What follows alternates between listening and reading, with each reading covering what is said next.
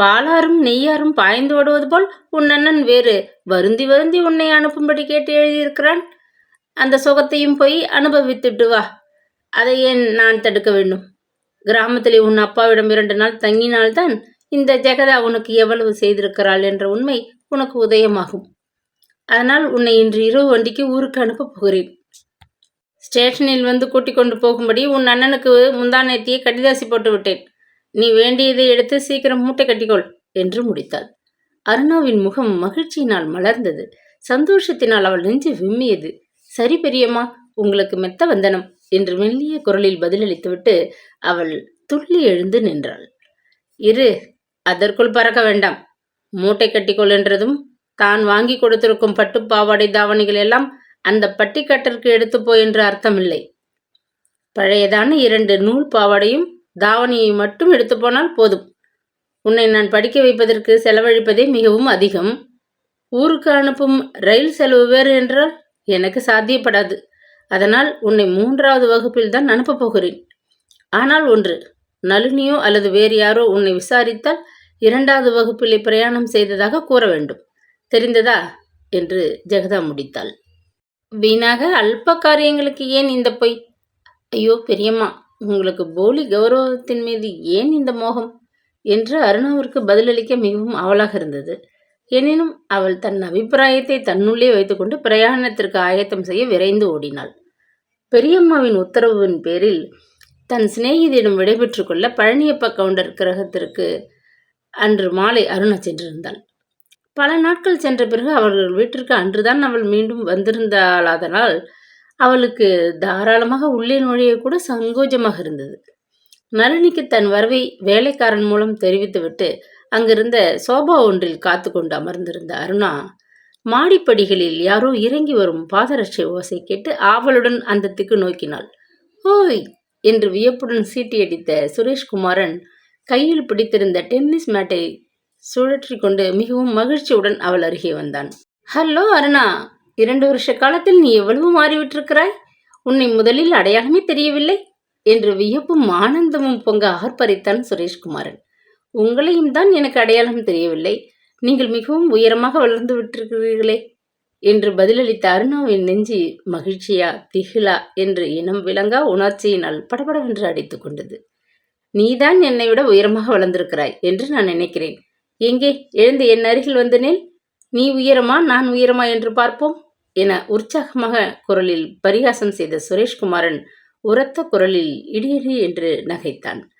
பின்கட்டு முற்றத்திலே புத்தகம் ஒன்றை படித்து கொண்டு உட்கார்ந்திருந்த மனோன்மணி எதேச்சையாக வெளிஹால் புறத்தை எட்டி பார்த்தாள். சுரேஷ்குமாரனுக்கு சம்மதையாக அருணா உட்கார்ந்து வார்த்தையாடி கொண்டிருந்ததை கண்டதும் அவள் முகம் கடுமையாக மாறியது. புத்தகத்தை மூடி தொப்பென கீழே வீசி எறிந்துவிட்டு வேகமாக ஹாலுக்குள் வந்தாள். சுரேஷ், உன்னை அம்மா எதற்காகவோ ரொம்ப நேரமாக கூப்பிட்டு கொண்டிருக்கிறார்கள். நீ போய் விசாரி என்று தன் கோபத்தை அடக்கி கொண்டு புன்முறுவல் செய்தாள். அப்படியா அக்கா? இப்பொழுதுதான் அம்மாவிடம் சொல்லிக்கொண்டு டென்னிஸ் ஆட கிளம்பினேன். எதற்காக கூப்பிடுகிறார்களோ தெரியவில்லை என்று தனக்குள்ளே அர்த்தமாக பேசிக்கொண்டு அவன் பெண்கட்டிற்கு சென்றான். அவன் அப்பால் செல்லும் வரை காத்திருந்த மனோன்மணி விழிகளில் தீப்பொறி பறக்க பற்களை நெறித்து கொண்டு உக்கிரமாக அருணாவின் பக்கம் ஆத்திரத்துடன் திரும்பினாள். அருணா, இதுவரை உன்னிடம் நான் கண்டிப்பாக பேசியதில்லை. ஆனால் இன்று அவ்வாறு பேச வேண்டிய நிர்பந்தம் ஏற்பட்டிருக்கிறது. சுரேஷ்குமாரன் முன்போல் சிறு பையன் அல்ல, 20 வயது வந்த வாலிபன். நீயும் முன்போல் சிறு பெண் அல்ல. உனக்கும் பொறுப்பு தெரியும், வயதாகிவிட்டது. இனிமேல் நீயும் சுரேஷ்குமாரனும் சகஜமாக பேசுவது நல்லதல்ல என்று எச்சரிக்க விரும்புகிறேன். அவன் இப்பொழுது என்ஜினியர் பரீட்சைக்கு படிக்கிறான். மேல் படிப்புக்கு அவனை சீமைக்கு அனுப்ப அத்தான் உத்தேசித்துக் கொண்டிருக்கிறார். அவனுடைய பிற்காலத்தை பற்றி யோசிக்க வேண்டியது எவ்வளவோ இருக்கிறது. அருணா பதில் பேசவில்லை. துக்கம் அவளது தொண்டையை அடைத்து கொண்டது. நான் தவறு செய்திருந்தால் என்னை மன்னித்துக் கொள்ளுங்கள் என்றாள் தழுதழுத்த குரலில் பதிலுக்கு. உன்னை தவறு செய்யக்கூடாது என்பதற்காகத்தான் முன்கூட்டியே எச்சரிக்கிறேன். சுரேஷ்குமாரன் இந்த குடும்பத்திற்கு ஒரே மகன். இவ்வளவு ஆஸ்திக்கும் ஒரே வாரிசு. அவனுக்கு மனைவியாக வரப்போகும் பெண்ணும் ஏறக்குறைய அதே அந்தஸ்து உடையவளாக தான் இருக்க வேண்டும் என்று அத்தான் விரும்புகிறார். அதனால் என்று கூறி முடித்தாள். அருணாவின் கண்களில் கண்ணீர் தாரையாக வழிந்து நாளங்களில் ஓடியது. மனோ அக்கா, நான் நளினியை பார்க்க இங்கே வந்தேன். நீங்கள் கூறுவது ஒன்றும் எனக்கு விளங்கவில்லை. நான் வருகிறேன். நான் ஊருக்கு போய் வருவதாக நளினியிடம் கூறினால் மட்டும் போதும் என்று கூறிவிட்டு வேகமாக ஓட்டமும் நடையுமாக சென்று காரில் ஏறி உட்கார்ந்து கொண்டாள். கைகளால் முகத்தை மூடிக்கொண்டு அவள் விம்மி விம்மி அழுதாள். மனோன்மணிக்கு அவள் என்ன தீங்கு செய்தாள்? அவள் மனதை புண்படுத்தும்படி அந்த பெண்மணி இவ்வாறு ஏன் பேச வேண்டும்? சுரேஷ்குமாரனுடன் அன்பாக நட்புரிமை பாராட்டுவதில் குற்றம் யாது? நளினி, சுரேஷ் இருவரின் நட்பை அடைய எவ்விதத்தில் அருணா அருகதையற்றவள்? அன்று இரவு 3வது வகுப்பு வண்டியில் தங்கள் கிராமத்திற்கு பயணம் செய்து கொண்டிருந்த அருணா தனக்குள் மேற்கூறிய கேள்விகளை பலமுறை கேட்டுக்கொண்டாள். எவ்வளவு சிந்தித்தாலும் எந்த கோணத்திலிருந்து ஆராய்ந்தாலும் அவளுக்கு சரியான பதில் கிட்டவே இல்லை. அதற்கு பதில் குழப்பமும் துயரமும் தான் அதிகரித்தன. இருள் நீங்கி சூரியன் கீழ் வானத்திலே உதயமாகும் சமயம் வண்டி காரிக்குளம் ஸ்டேஷனில் வந்து நின்றது. ஜன்னலிலிருந்து அருணா வெளியே எட்டி பார்த்தாள். லேசாக ஒளி படர்ந்து வந்த நீல வானமும் மிக தொலைவில் தெரிந்த மலை குன்றும் அவள் பிறந்த வீட்டின் நினைவை அதிகப்படுத்தின. மனோன்மணி வெறுத்தால் என்ன? பெரியம்மாள் நொந்து கொண்டு கடுமையாக பேசினால்தான் என்ன? யார் நேசித்தாலும் நேசிக்காவிடனும் அன்பு செய்து வரவேற்க கூட பிறந்த சகோதரன் ஆனந்தனும் சகோதரி இந்திராணியும் எப்பொழுதும் காத்திருக்கிறார்கள் என்ற நினைவு அவள் உள்ளத்திற்கு சாந்தி அளித்தது. காரிக்குளம் மிகவும் சிறிய ஸ்டேஷன் ஆனதால் வண்டி சில நிமிஷங்கள் தான் நின்றது. பெட்டியை தானே தூக்கி கொண்டு பிளாட்பாரத்திலே அருணா இறங்குவதற்குள் வண்டி நகரத் தொடங்கியது. அருணா சுற்றுமுற்றும் பார்த்தாள். அவளை வரவேற்க அங்கே அண்ணன் ஆனந்தனை காணவே இல்லை. பிரயாண சீட்டை டிக்கெட் பரிசோதகரிடம் நீட்டிவிட்டு ஸ்டேஷனுக்கு வெளியே வந்தாள். அங்கேயும் ஆனந்தனை காணவில்லை. அதற்குள் அருகில் தெரிந்த புல் தரையில் மேய்ந்து கொண்டு நின்ற எருமைகளில் ஒன்று ஒய்யாரமாக அருணாவின் பக்கம் திரும்பி முகத்தை தூக்கி ngோய் ngோய் என்று கத்தி அவளுக்கு வரவேற்பு அளித்தது. பல நாட்களுக்கு பின் வீடு திரும்பி உள்ள தன்னை வரவேற்க ஸ்டேஷனுக்கு யாரும் வராதிருப்பதை உணர்ந்ததும் அருணாவுக்கு கண்ணீர் வழிய அவள் தனக்கு தெரிந்த நீண்ட பாதையிலே வீடு நோக்கி நடக்கலுற்றாள். அருணா வீட்டை சமீபித்த சமயம் இருள் நன்றாக நீங்கி பொழுது விடிந்து விட்டிருந்தது. காலை வேளையில் தங்கள் வீட்டு வாயிலை பெருக்கி சுத்தமிட்டு கொண்டிருந்த பெண்களும் கோலமிட்டு அழகு செய்து கொண்டிருந்த சிறுமிகளும் கைவேலியை விட்டு ஆச்சரியத்துடன் அருணாவை வேடிக்கை பார்க்க சென்றார்கள். விடியற்காலை வேளையில் கையில் கனமான ஒரு பெட்டியை சிரமப்பட்டு சுமந்து கொண்டு இளம் சிறுமி ஒருத்தி தன்னந்தனியாக வந்து கொண்டிருந்ததை காண அவர்களுக்கு மிகவும் அதிசயமாக இருந்தது. தன்னை பற்றி அவர்கள் ஏதேதோ பேசிக்கொண்டு கண்களால் சமிங்கை செய்து கொள்வதை அருணா கவனிக்க தவறவில்லை. அப்பெண்களின் சந்தேகத்திற்கு ஆளாக தன்னை விதம் கொண்டு வந்து ஸ்டேஷனுக்கு வராது வீட்டிலே தங்கிவிட்டு தனியே தவிக்கவிட்ட ஆனந்தன் மீது அவளுக்கு ஆத்திரம் பற்றி கொண்டுதான் வந்தது. கன்னங்கள் மீது வழிந்த கண்ணீரை அவசரமாக துடைத்து கொண்டு முகவாயை நிமிர்த்திய வண்ணம் போலியான ஒரு துணிச்சல் பாவத்தை முகத்தில் வரவழைத்து கொண்டு அவர்களை கவனியாதவள் போல் அவள் விடுவிடுவென நடந்து தன் வீட்டை அடைந்தாள். வழக்கம்போல் காலை வேளையில் அவர்கள் வீட்டு வாயிற்கதவு திறந்து கிடந்தது. பெட்டியை திண்ணை மீது வைத்துவிட்டு தன்னை சிறிது ஆசுவாசப்படுத்தி கொண்டு உள்ளே எட்டி பார்த்தாள். கண்களுக்கு தெரிந்த மட்டில் தாழ்வாரத்திலோ வீட்டு முற்றத்திலோ யாரையும் காணவில்லை. விவரிக்க இயலாத பயத்தில் அவளது உள்ளமும் உடலும் பதறின. மீண்டும் பெட்டியை கையில் எடுத்துக்கொண்டு கால்கள் தடுமாற நெஞ்சு படபடக்க நாக்கு உலர மெல்ல தங்கள் வீட்டிற்குள் நுழைந்தாள். கூடத்தில் தரை மீது பெட்டியை வைத்துவிட்டு பாட்டி பாட்டி என்று மெல்லிய குரலில் ஒரு முறை அழைத்தாள். அதற்குள் நெஞ்சு இரண்டாக பிளந்துவிடும் போல அச்சம் ஏற்பட்டது. பின்கட்டு தாழ்வாரத்தை சாணியினால் மூழ்கி கொண்டிருந்த இந்திராணி யாரது என்று அதட்டியபடி சுருணையும் கையுமாக வெளியே வந்தாள். அவிழ்ந்து தொங்கிய தன் கூந்தலை இடது கரத்தினால் அள்ளி செருகி கொண்ட வண்ணம் அருணாவை அவள் ஆச்சரியத்துடன் ஏற இறங்க உறுத்து பார்த்தாள். ஒரு கணம் அவளுக்கு அந்த பெண் யாராக இருக்கலாம் என்று கூட ஊகிக்க முடியவில்லை. மறுகணம் சுருணையை கீழே விட்டெறிந்துவிட்டு இந்திராணி அவசரமாக தன் கரத்தை புடவை தலைப்பில் துடைத்து கொண்டாள். ஆனந்தா ஆனந்தா, இங்கே வந்து பார், யார் வந்திருக்கிறான்னு என்று வியப்புடன் கூவி அழைத்துவிட்டு, அடியின் குட்டி தங்கை அருணா, நீ எவ்வளவு பெரியவளா வளர்ந்து விட்டிருக்கிறாய், கண்களையே நம்ப முடியவில்லையே என்று உற்சாகத்துடன் ஆர்ப்பரித்த வண்ணம் ஓடி வந்து அருணாவை தன் மார்புடன் இறுக தழுவி கொண்டாள். அவ்வளவுதான். அதுவரை அடக்கி வைத்திருந்த துக்கத்தை அந்த சிறுமியினால் கட்டுப்படுத்தவே முடியவில்லை. அக்கா அக்கா என்று விம்மி விட்டு ஓவென அழத் ஆரம்பித்தாள். பால் கறக்க கால் அணையும் கயிற்றையும் தேடிக்கொண்டு கூடத்திற்கு எதேச்சையாக வந்த ஆனந்தன் தன் பெயரை சொல்லி சகோதரி அழைப்பதை கேட்டு வேகமாக உள்ளே வந்தான். இந்திராணியின் அணைப்பிலே விசும்பிக் கொண்டு நின்ற தன் அருமை தங்கையை கண்டதும் அவனுக்கு ஆச்சரியமும் ஆனந்தமும் தாங்க முடியவில்லை. அடடா, அருணாவா? அவனால் நம்பவே முடியவில்லையே. எவ்வளவு உயரமாக வளர்ந்து விட்டிருக்கிறாள் என்று ஆர்ப்பரித்த அவன் மேலே தொடர்ந்தாற்போல், எப்போ வந்த? எப்படி வந்த? கூட துணைக்கு யாராவது வந்திருக்கிறார்களா என்று உற்சாகத்துடன் கேள்விகளை கேட்டான். கண்ணீரை துடைத்து கொண்டு அண்ணன் பக்கம் அருணா திரும்பி பார்த்தாள். 20 வயதை பூர்த்தி அடைந்து விட்டிருந்த ஆனந்தன் உயரமான வாலிபனாக வளர்ந்து விட்டிருந்தான். அவனது கம்பீரமான தோற்றம், களைபொருந்திய முகத்தை அலங்கரித்து நின்ற அரும்பு மீசை, இவை அனைத்தையும் உற்று கவனித்த சிறுமிக்கு அண்ணனிடம் சிறிது அச்சம் ஏற்பட்டது. முன்போல் நீ என்று அழைக்க அவளுக்கு துணிவு வரவில்லை. கடிதம் போட்டும் ஸ்டேஷனுக்கு வராது வீட்டிலே தங்கிவிட்டீர்களே அண்ணா. தன்னந்தனியாக அங்கிருந்து இங்கே நடந்து வருவதற்குள் எனக்கு மிகவும் பயமாக இருந்தது, கொஞ்சம் வெட்கமாகவும் இருந்தது என்று கூறிவிட்டு தூக்கம் தாளாது விக்கி அழத் துவங்கினாள். கடிதமா என்று கேட்டு பிரமித்து நின்றான் ஆனந்தன். ஆமாம், நான் நேற்று இரவு வண்டியில் வருவதாக பெரியம்மா முன்கூட்டியே ஒரு கடிதம் எழுதி போட்டிருந்தாங்களே என்று கேட்ட அருணா வியப்பில் தன் அழுகையை நிறுத்தி கொண்டாள். பெரியம்மாவிடம் கடிதம் வந்து 2 மாதத்துக்கு மேலாகிறது. உன்னை அனுப்ப போகிற விஷயமே எங்களுக்கு தெரியாதே.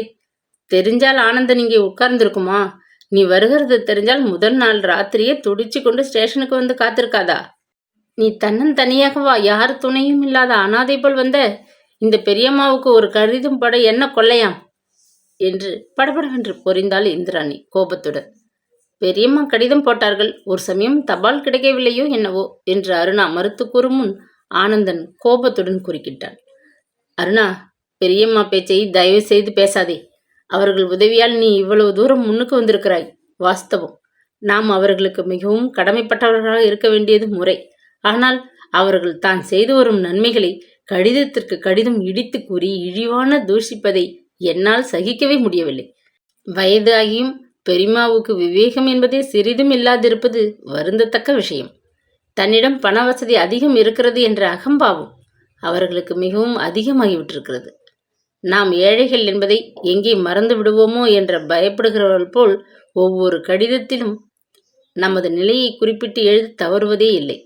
உன் தங்கைக்கு இதை செய்தேன், அதை செய்தேன், இதனால் என் செலவுகள் இவ்வளவு ஆயிற்று, அந்த காரியத்தினால் இவ்வளவு தொகை செலவழிக்க நேர்ந்தது என்று அவர்கள் கணக்கு எழுதும் கடிதங்களை வாசிக்க நேரும் ஒவ்வொரு சமயமும் 5½ அடி உயரமும் வாட்ட சாட்டமான தேகமும் வலுவும் கொண்ட ஆண்மகனாக பிறந்து என்ன பயன்? கூட பிறந்த தங்கியை பிறர் பொறுப்பில் வளரவிட்டு ஒதிய மரத்திற்கு ஒப்பாக தண்டமாக வல்லவா நிற்கிறோம் என்று என் மீதே எனக்கு துவேஷம் ஏற்படுகிறது என்றான் மிகவும் ஆத்திரத்துடன். ஜெகதாவுடன் சில வருஷங்கள் நெருங்கி பழக நேர்ந்ததனால் அருணாவுக்கு பெரியம்மாளின் சுபாவம் முழுவதும் நன்றாக புரிந்துவிட்டிருந்தது. ஜெகதாவிற்கு அந்தஸ்து மீது இருந்த அபார நம்பிக்கை, குடும்ப கௌரவத்தை காப்பாற்றும் நிமித்தம் ஏற்படும் தாராளம், இடையிடையே தலை காட்டி மறையும் கருமித்தனம், முன்கோபம், ஏழைகள் பால் காட்டும் அலட்சியம், அந்தஸ்து நிமித்தம் பேசும் ஆயிரக்கணக்கான பச்சை பொய்கள் எல்லாவற்றையும் அச்சிறுமி நன்கு அறிவாள். கடிதம் போட்டுவிட்டேன் என்று ஜெகதா ஊருக்கு புறப்படும் முன் தன்னிடம் கூறியது கூட அவள் தினசரி சொல்லும் பல பொய்களில் ஒன்று போலும் என்று தனக்குள் எண்ணி அதிசயமடைந்த அருணா, அண்ணா, நீங்கள் ஸ்டேஷனுக்கு வராததை பற்றி நான் தவறாக எண்ணிக்கொண்டேன், மன்னிக்கவும் என்றாள் மிகவும் குழைவாக. நானும் இந்திராணியும் தான் படிக்க வசதி இல்லாது வீட்டை கவனிக்க இப்படி தங்கிவிட்டோம். நீ ஒருத்தியாவது படித்து முன்னுக்கு வர வேண்டும் என்பது எனது ஆசை. அதனால் பெரியம்மா கூறும் பல தூஷணைகளை நான் பொறுத்து கொள்ள தயார். ஆனால் ஒன்று, உனக்கு அவர்கள் செலவு செய்துள்ளதாக எழுதும் தொகைகளை ஒரு புத்தகத்தில் குறிப்பிட்டு வைத்திருக்கிறேன். காலம் இப்படியே போய்விடப் போவதில்லை. பால் விற்று கல் தூக்கி மண் சுமந்தாவது நான் 4 காசு சம்பாதிக்காது போக மாட்டேன். எனக்கு ஒரு நல்ல காலம் வராது போய்விடாது. அப்பொழுது அவர்கள் உனக்கு செலவு செய்துள்ள ஒவ்வொரு தம்படியையும் வட்டியுடன் திருப்பி கொடுத்து விடுவேன். என் அருமை அருணா, இந்த உலகில் யாருக்கும் கடமைப்பட்டவளாக அடிமையாக இல்லாது நீ சுதந்திர பெண்ணாக வாழ வேண்டும். அப்பொழுதுதான் மனம் ஆறுதல் அடையும். அப்பொழுதுதான் உனது அண்ணன் என்ற உறவும் எனக்கு பொருத்தமாகும் என்று உணர்ச்சி வசத்தில் கூறி முடிக்கும் முன் அவன் குரல் தழுதழுத்தது, கண்களில் நீர் திரையிட்டது. சரி அருணா, நீ குளித்துவிட்டு பலகாரம் சாப்பிடு, நான் பால் கறந்து மாடுகளுக்கு தீனி போட்டுவிட்டு வருகிறேன் என்று கூறிவிட்டு வேகமாக புழக்கடை பக்கம் சென்று விட்டான். வா அருணா, உனக்கு குளிக்க வெந்நீர் காய்ச்சி தருகிறேன். ராத்திரி தான் சாப்பிட்டு இருப்பாய், உனக்கு மிகவும் பசியாக இருக்கும். சீக்கிரமாக சுட சுட தோசை வார்த்து போடுகிறேன், வா என்று அன்புடன் இந்திராணி உபசரித்தாள். அண்ணனும் அக்காவும் தன் மீது காட்டிய பரிவு அருணாவின் மனதை பாகாய் உருக்கியது. சந்தோஷமும் துக்கமும் நெஞ்சை பலமாக அமுக்கின. உணர்ச்சி வசத்தில் சில நிமிஷங்கள் அவளால் பேசவே முடியவில்லை. ஒருவாறு தன்னை சமாளித்துக் கொண்ட பின் அதுவரை அடக்கி வைத்திருந்த ஆவலை கட்டுப்படுத்த முடியாது, அக்கா, அப்பா எங்கே? காணவில்லையே என்றாள். அப்பா வயல்வெளிகளை சுற்றி பார்க்க போயிருக்கார். அப்படியே ஆற்றில் ஸ்நானம் செய்துவிட்டு மெல்ல வருவார். அவர் வீட்டில் இருந்தால் ஆனந்தனும் நானும் இவ்வளவு உரத்த குரலில் பேசியிருப்போமா என்று இந்திராணி பதிலளித்துவிட்டு கழுக்கென்று சிரித்தாள். அருணா ஏதோ கேட்க வாயை திறந்தாள். அதற்குள் முந்திக் கொண்ட இந்திராணி பரிகாசமாக, நீ என்ன நினைக்கிறாய் என்பது எனக்கு தெரியும். பயப்படாதே. முன்போல் இப்பொழுதெல்லாம் எங்களை அடிப்பதில்லை. உன் கை ஒடிந்த அன்றிலிருந்தே அடிக்கும் பழக்கத்தை அப்பா நெறித்து கொண்டு விட்டார் என கூறிவிட்டு சிரித்தாள். என் கை ஒடிந்து போனது ஒரு வழியில் நமக்கு நன்மைதான் என்று நினைக்கிறேன் என்று அருணா பதில் அளித்ததை கேட்ட இந்திராணியின் அழகிய முகம் சட்டென வாடி போயிற்று. அவளது குரலில் மிதந்த பரிகாசமும் மகிழ்ச்சியும் மறைந்து போயின. அப்பா இப்பொழுதெல்லாம் எங்களை அடிப்பதில்லை என்றுதான் சொன்னேன். அதற்கு பதில் முகத்தால் கழியாலும் கம்பாலும் அடிக்கிறார். சிறு குழந்தைகளாக இருக்கையில் கம்பால் அடித்தபோது உடல் நொந்தது. இளம் பிரயாத்தவர்களாக வளர்ந்திருக்கும் இப்பொழுது அவர் கடுமையாக பேசுகையில் உள்ளம் நொந்து போகிறது. ஒவ்வொரு சமயம் முகத்தால் அடித்து அப்பா மிகவும் கோபமாக திட்டும் பொழுது ஒரு பிரம்பால் 4 அடிகள் அடித்தால் கூட தேவலை என்ற வரைக்கும் என் மனம் புண்பட்டு போவதுண்டு. பிரம்பால் அடித்தால் என்ன, வார்த்தைகளால் அடித்தால் என்ன? அன்பில்லாத பெற்றோர்கள் இரு வழியிலும் குழந்தைகளை துன்பப்படுத்த முடியும் என்பது எனது அனுபவம். இதை உனக்கு ஏன் இவ்வளவு தூரம் முன்னெச்சரிக்கையாக கூறினேன் என்றால், அப்பா இன்னும் சிறிது பொழுதில் திரும்பி விடுவார். இவ்வளவு வருஷங்கள் கழித்து ஊருக்கு வந்திருக்கும் உன்னை கண்டதும் கண்ணே என்று வாரி அணைத்துக் கொள்வார் என்று நீ எதிர்பார்க்க வேண்டாம் என்பதற்காகத்தான் என்றாள். அப்பாவையும் உங்கள் இருவரையும் நான் அடிக்கடி நினைத்து கொண்டு பார்க்க ஆசைப்பட்டு வருந்துவது வழக்கம். நான் இங்கே வரவேண்டும் என்று அப்பாவுக்கு ஆசை இருக்கவில்லையா? என்னை பற்றி எதுவும் அவர் பேச மாட்டாரா என்று அருணா ஏக்கத்துடன் வினவினாள். துக்கத்தினால் அவள் தொண்டை கம்மியது. உன்னை பற்றி அவர் மனதில் என்ன எண்ணிக்கொண்டிருக்கிறாரோ எனக்கு தெரியாது. அண்ணனிடமோ என்னிடமோ அவர் மனது விட்டு ஏதாவது பேசினால்தானே. அருணா, நீ ஏன் கண்ணீர் விடுகிறாய்? முதலாக பல வருஷங்கள் கழித்து எங்களுடன் இருக்க ஊருக்கு வந்திருக்கிறாய். ஆனந்தப்பட வேண்டிய சமயத்தில் அழுவானேன். இவ்வளவு நாட்கள் இல்லாமல் திடீரென்று அப்பா இப்பொழுது தனது குணத்தை மாற்றி கொண்டு விடப் போகிறாரா? அதில்லை, விட்டுத்தெல்லு என்றால் விரக்தியாக தமக்கை. ஊருக்கு வரும்போது உங்கள் எல்லோருக்கும் ஏதாவது கொண்டு வர வேண்டும் என்று ஆசையாக இருந்தது. பெரியம்மா கொடுத்திருந்த பணத்தில் என்னிடம் 1 ரூபாய் தான் மீதம் இருந்தது. வழியில் ஒரு ஸ்டேஷனில் உங்கள் எல்லோருக்கும் 1 ரூபாய்க்கு ஆளுக்கு ஒரு பரிசு வாங்கி வந்திருக்கிறேன். உனக்கு சிவப்பு கலரில் ஒரு ரிப்பன், ஆனந்தனுக்கு தலைவாரிக்குள்ள ஒரு அழகான சீப்பு. பாட்டிக்கு என்ன வாங்கினேன் தெரியுமா? பணத்தை புடவை தலைப்பிலும் பெருங்காய சிமிழிலும் புலிப்பானையிலும் வைக்காது பத்திரமாக வைத்துக்கொள்ள ஒரு அழகான மணி பரிசு என்று பேச்சை மாற்றினாள் அருணா. அதை கேட்ட இந்திராணி ஒரு பெருமூச்சு எறிந்தாள். பாட்டிக்கு நீ பரிசு அளிக்க சிரமப்பட்டிருக்கவே வேண்டாம் என்றாள் குடகமாக. ஏன், பாட்டிக்கு என்ன? பாட்டி இறந்து விட்டார்களா என்ன என்று பரபரப்புடன் வினவிய அருணாவின் உடல் அச்சத்தினால் நடுங்கியது. இறந்து விட்டிருந்தாலும் எவ்வளவோ மேலாக இருக்கும். ஏதோ நம்மை எடுத்து வளர்த்தார்கள். கடைசி காலம் மட்டும் நம்முடன் இருந்தார்கள். சீக்காக படுத்திருந்த சமயம் நாமும் ஏதோ சிறுஷைகள் செய்தோம். அமைதியாக இறந்து போனார்கள் என்ற வரைக்கும் நமக்கு மனதிற்கு ஆறுதலாக இருந்திருக்கும். அப்படி இல்லாது வயது காலத்திலே அந்த கிழவியை நடுத்தருவிலே அலைய விட்டிருக்கிறோம். அந்த மனத்துயரம்தான் மிச்சமாகி விட்டிருக்கிறது என்றாள். அருணா விஷயம் விளங்காது விழித்தாள். பாட்டி இங்கே நம்முடன் தங்கியிருப்பதனால்தான் நாம் நித்திய தரித்திரர்களாக திண்டாடுகிறோம் என்று அப்பாவுக்கு ஒரு நம்பிக்கை. அதனால் பாட்டியை சதா தூஷித்துக் கொண்டிருந்தார் அல்லவா? போன வருஷம் கரும்பு சாகுபடியில் அப்பாவுக்கு கொஞ்சம் பணம் கிடைத்தது. அதையும் கூட கொஞ்சம் கடன் வாங்கி போட்டு பாட்டியின் கடனை திருப்பி கொடுத்து அவளை வீட்டை விட்டு வெளியே அனுப்பிவிட்டார் என்றால் தொடர்ந்தார் போல் இந்திராணி. அப்படியானால் பாட்டி இப்போது எங்கே? அவர்களை நான் பார்க்க வேண்டுமே என்று கேட்ட அருணாவுக்கு அழுகை வந்துவிட்டது. பணத்தை நீயே வைத்துக்கொள்ளப்பா. பணம் எனக்கு இனி எதற்கு? இந்த குழந்தைகளுடன் கடைசி வரை இருந்து விடுகிறேன் என்று பாட்டி கெஞ்சாது எவ்வளவோ கெஞ்சினாள். அப்பா பிடிவாதமாக மறுத்துவிட்டார். ஊருக்கு புறப்படும் முன் பாட்டி என்னையும் ஆனந்தனையும் கட்டிக்கொண்டு அழுதார்கள். எனக்கு மிகவும் வேதனையாக இருந்தது. அப்பாவுக்கு பயந்து நான் அதிகம் உணர்ச்சிகளை வெளியே காட்டிக்கொள்ளாவிட்டாலும் பாட்டி ஊருக்கு போன இரவு முழுவதும் தலையணை நனைந்து துப்பலாகும் வரை அழுது தீர்த்து விட்டேன். அருணா, நீ அழ வேண்டியதே இல்லை. பாட்டிக்காக நானும் அண்ணனும் வடித்த கண்ணீரில் ஒரு குளத்தையே கட்டிவிடலாம். நீ அழாதே. சீக்கிரம் குளித்து பலகாரம் சாப்பிட்டு விடு. அப்பா வரும்பொழுது அழுது கொண்டு நிற்க வேண்டாம் என்று எச்சரித்தாள். குளித்துவிட்டு அருணா ஆனந்தன் பக்கத்தில் உட்கார்ந்து அக்கா வார்த்து போட்ட தோசையை சாப்பிட்டு கொண்டிருந்தாள். அவளுக்கு உற்சாகமூட்ட ஊர் கதைகளை அனைத்தும் கூறி சிரிப்பு மூட்டி கொண்டிருந்தான். பேச்சு சுவாரஸ்யத்திலே திடீரென்று அருணாவுக்கு அடுத்து விட்டு அண்ணம்மாவின் ஞாபகம் வந்தது. அண்ணா, அண்ணம்மா பாட்டிக்கு இப்பொழுதெல்லாம் நன்றாக கண் தெரியுதா?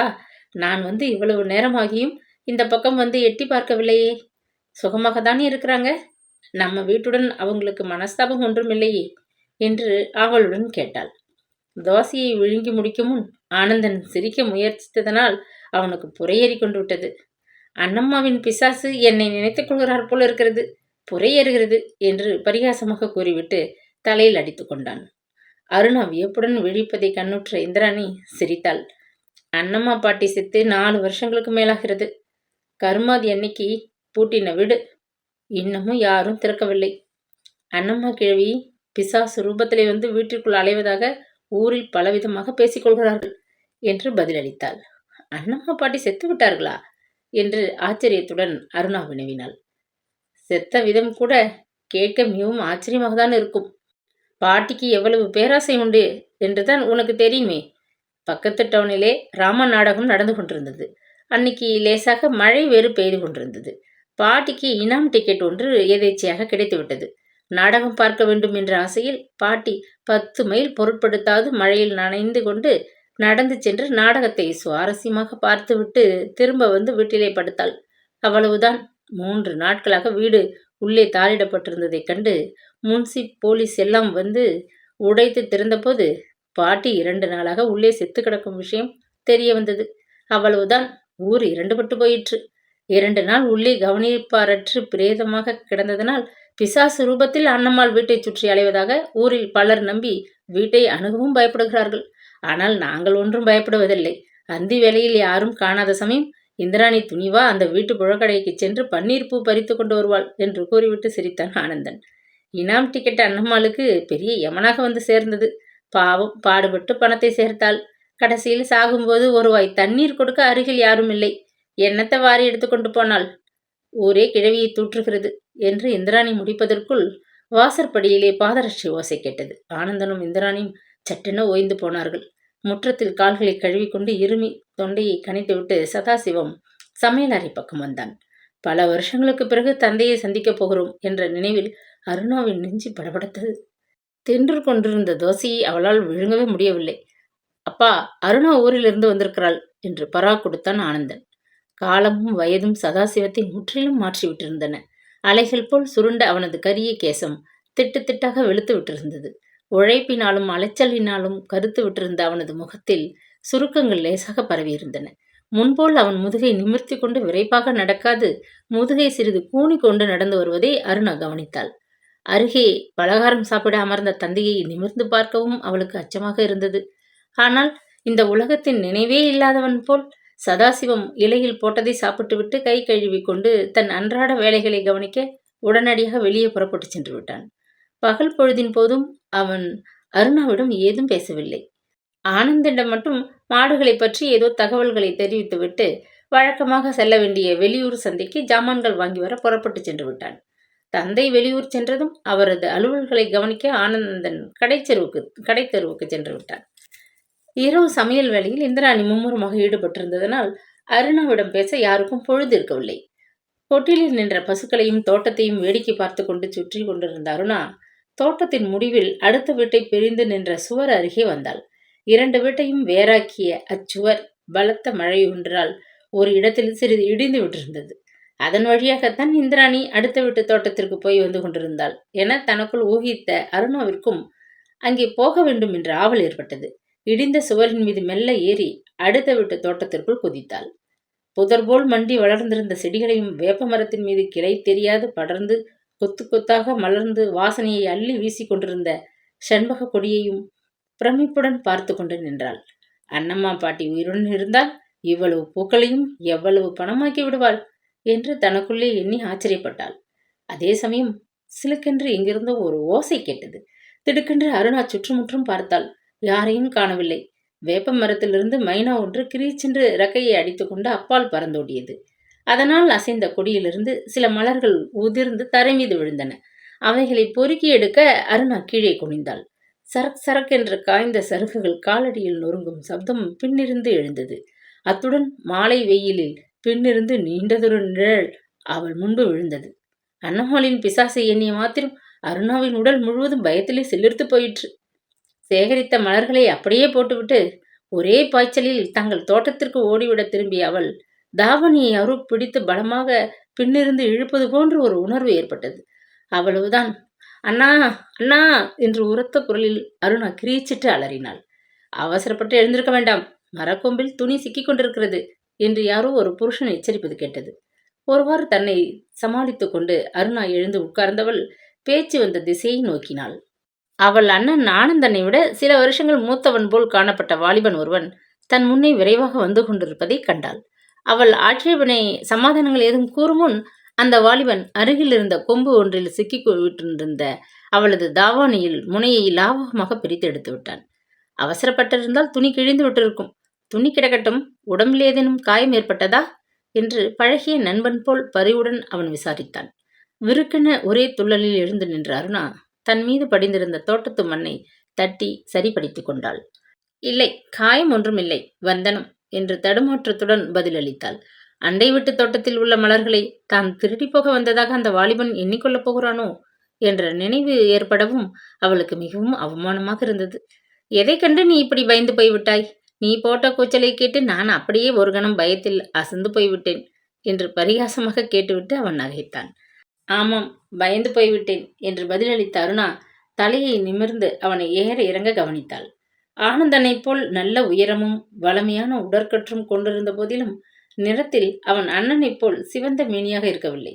எனினும் அவனது கரிய நிறத்திற்கு ஈடு செய்வது போன்று சிறுக்கையிலே அவனது பற்கள் முத்துக்கள் போல் ஒளி வீசி முகத்திற்கு ஒரு தனி கலையை உண்டாக்கியதை அவள் ஆச்சரியத்துடன் பார்த்து கொண்டு நின்றாள். எதை கண்டு பயந்து விட்டாய்? என்னை கண்டா? நான் பயப்படும்படி அவ்வளவு பயங்கரமாகவா தோன்றுகிறேன் என்று கேட்ட அந்த வாலிபன் மீண்டும் தன் முத்து பற்கள் பளிச்சிட வாய்விட்டு நகைத்தான். அவனுக்கு பதிலளிக்க அவள் வாய் திறக்கும் முன் பின்னால் வீட்டிலிருந்து ஒரு பெண்ணின் குரல் எழுந்தது. சிதம்பரம், அங்கே என்ன சத்தம்? என்ன நடந்தது என்று கேட்ட வண்ணம் வீட்டிலிருந்து வயது முதிர்ந்த பெண்மணி ஒருத்தி வெளிப்பட்டாள். ஒன்றுமில்லையம்மா, இந்த பூக்களை பறிக்க இந்த பெண் வந்திருக்கு. ஓனானையோ தவளையோ கண்டு மிரண்டு கூச்சல் போட்டு கீழே விழுந்து விட்டது என்றான் சிதம்பரம். அப்படியா?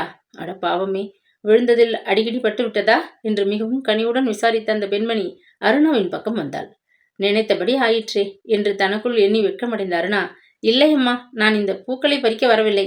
பொழுதுபோக்காக இந்த தோட்டத்தை வேடிக்கை பார்க்க வந்தேன். பிறர் வீட்டு தோட்டத்தில் வீட்டுக்காரர்களின் உத்தரவின்றி நான் பூக்களை பறிக்க விரும்ப மாட்டேன் என்றாள். அதை கூறி முடிக்கும் முன் அவள் முகம் வெட்கத்தினால் சிவந்து கை கால்கள் வெளவெளத்து ஓய்ந்து விட்டன. அவளது தடுமாற்றத்தை நன்றாக உணர்ந்து கொண்ட அந்த வயோதிக பெண்மணி தனக்குள் மெல்ல புன்முறுவல் செய்து கொண்டாள். நீ யாரம்மா? உங்கள் வீடு இங்கே அருகில்தானே இருக்கிறது என்று மிகவும் அன்பாக கேட்டாள். இதோ தெரியும், இந்த அடுத்த வீடு எங்கள் வீடுதான் என்று குழறியபடி பதிலளித்த அருணா முகத்தின் மீது தொழிற்த வியர்வையை தாவாணியினால் அழுத்தி துடைத்து கொண்டாள். அடுத்த வீட்டு பெண்ணா நீ? அதனால்தான் உனக்கு ரோஷம் பொத்து கொண்டு வருகிறது. வீட்டு தோட்டத்தில் காய்த்த காயையோ பூத்த பூவையோ காணவில்லை என்றால் சாதாரணமாக சட்டென்று சந்தேகம் அடுத்து விட்டு துஷ்ட குழந்தைகள் மீதுதான் ஏற்படும். கவலைப்படாதே, இங்குள்ள பூக்கள் அனைத்தையும் நீ பறித்து எடுத்துக்கொண்டாலும் அம்மா கொஞ்சமும் மனசாகப்பட மாட்டார்கள். அம்மாவுக்கு பெண் குழந்தைகள் என்றால் அத்தனை பிரியம் என்று கூறிவிட்டு கலகலவென்று சிரித்தான் அவன்.